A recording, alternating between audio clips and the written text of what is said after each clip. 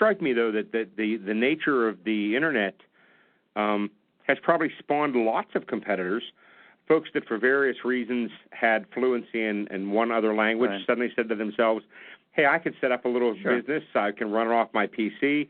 Next thing you know, they can put a request out to something like Elance, look for other people. Right. And that's not the same degree of care, professionalism that you would bring. Right. On the other hand, probably relatively cheap. Right? Exactly. So for people that are price shopping, those kinds of situations may look attractive. Well, they do, and it's an issue. And we get solicitations every day from translators from around the world. Increasingly from China and Southeast Asia, other places, India, for example, that have desktop publishing shops, and naturally these same people can sell directly to the end client. I mean, there's nothing stopping them, and I'm sure they do. The danger for the client, say the U.S.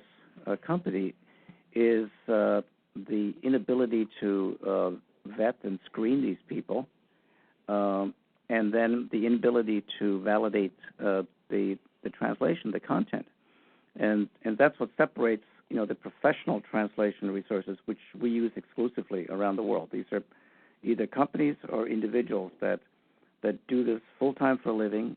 They have all the tools necessary, meaning software tools, and they have the subject matter expertise so that our project manager can select the proper translation team for the proper language in the proper subject area.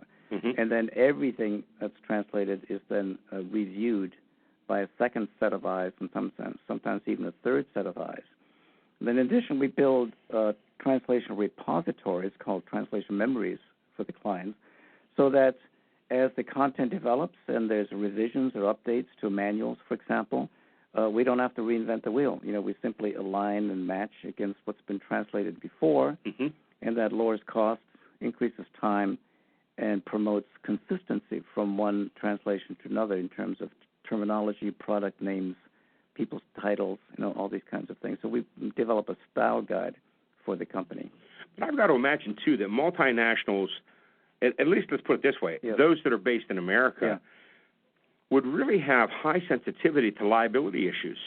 And as I'm just brainstorming right at this moment, I mean, clearly anything to do with pharmaceuticals, anything to do with food, anything to do with safety or any product safety or a fire or shock hazard, all kinds of things that, folks may be listening thinking, well, what's the big deal?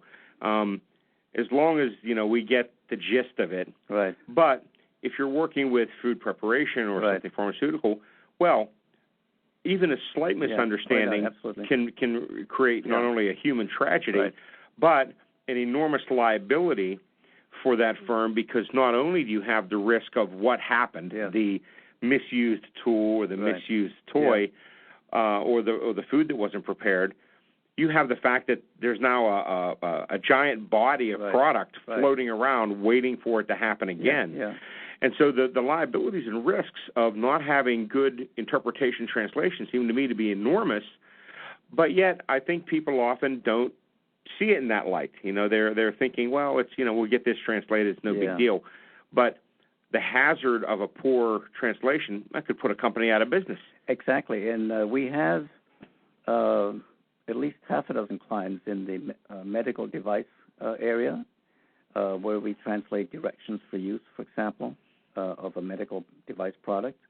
And we have paint clients, that's also the labeling for paint cans. We do what are called MSDSs, or material safety data sheets, in the chemical industry. So all of this is exactly the kind of content that you talk about. But in each instance, those clients are quite sophisticated and quite careful and pick their translation partners very carefully. And then those translations go through extra reviews, extra steps, and then finally also client validation. And so there's client sign-off finally. But it's an extra care process. But these same clients would not be well served trying to simply take some anonymous translator who pops up on the Internet offering a low-ball price. Well, as you say, this is the difference between professional-grade translation and somebody saying, I've got a cousin that studied Spanish in college, and she's got some free time. Right. She's just unemployed. Yeah. Why don't we let her do it? Yeah. And because, as you quite interestingly point out, a lot of things in business we can self-validate. Right. Because we know something ourselves. Yeah. So people that work for me, I can say, here, work on this project. Right. And then when they bring me the work, I can look at it and say, that's pretty good, or maybe you need to adjust this. In your world, the whole point of you doing your work is that they can't just look at it and say, yeah, that looks pretty good. Yeah. So then they'd have to hire yet another person. But if that person isn't good, you've got the same problem and all the expense. Yeah. I think your profession is one where the gap between the well-intentioned amateur part-timer and the professional service firm is an enormous one. Right. In some industries it isn't, right? They can be relatively close. And heck, I think some industries, the enthusiastic amateurs are ahead of the professionals just because of their passion. But I think in your business, Les, the process control that you go through, it's what makes all the difference. Yeah. Well, there's an interesting phenomenon in social media. There's tons and tons of social media sites being translated by volunteers, around the world. And it's like the Wikipedia, then one translates, another one pitches in and says, no, I think it should be this way and that way. And it's all free. And it's wonderful for that purpose, but it's not something a company could rely on. They couldn't tap into this sort of social media volunteer free translation market. If a mechanic in Argentina torques the bolts down to the wrong torque on a head gasket, and there was later damage, he couldn't say, well, wait a minute, Wikipedia, or I got a Google translation of the manual, be good enough. Obviously not. But everybody's heard of these, funny mistranslations, over the years, but they're almost always the result of amateur translators, well-meaning but not professional translators. There's dozens of them. One of my favorites was a slogan for Electrolux: "Nothing sucks like an Electrolux." Yeah, which some clever person at the company thought was pretty good, but was not a native English speaker, and so didn't realize the idiom, for the word "sucks." Nothing sucks. And it made sense because in Swedish, the word for vacuum cleaner is like in German, Staubsauger would be like a dust sucker. It makes sense. Well, my own favorite in that one, and then we're going to jump to break, is that I remember one of the early stories of when Coke had the slogan, Coke adds life, that one of the translations in the Chinese market was that Coke will bring your ancestors back from the dead.